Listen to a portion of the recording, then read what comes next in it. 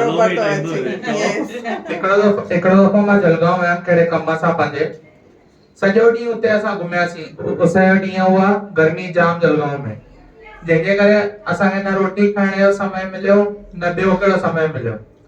त हीअं उहो शाम जी बस हुई, त हीअं हो कि भई थी अचूं बाबा वटि। हिकु दफ़ो आया आहियूं नसीबनि सां त बाबा जे दर्शन करे अचूं। त बाबा जे हिते असां दर्शन कयोसीं।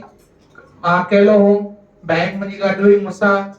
त दर्शन थी वियो, ॿाहिरि निकिरा पियो, चंपल पायां पियो त केरु अंदरां खां हिकिड़ो उहो जेको सेवादारी अम्मा हुई बुजुर्ग, उहे आई हुतां।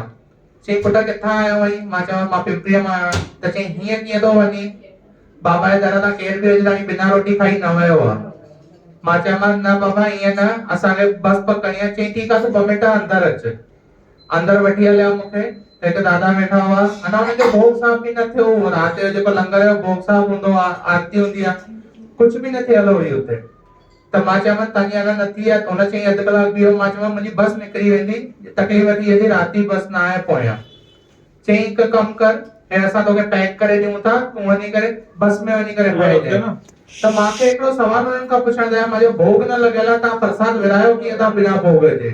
त उन्हनि जो चवणु इहो, जेको प्रवासी जेको बुखायल आयो हो, हुन खां वॾो भोग कहिड़ो न हुजी सघंदो आहे असांजे दरबार जो।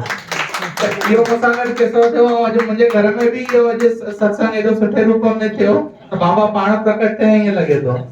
बोलो गोदरी वाले घनश्याम की जय। आयो लाल कयो जेको चवंदो झूलेलाल तेंजा थींदा बेड़ा पार। प्रेम से बोलो जय माता दी। आज के आनंद की जय। ताड़ियों वजाए करे भावेश के परिवार के वधायूं वधायूं वधायूं।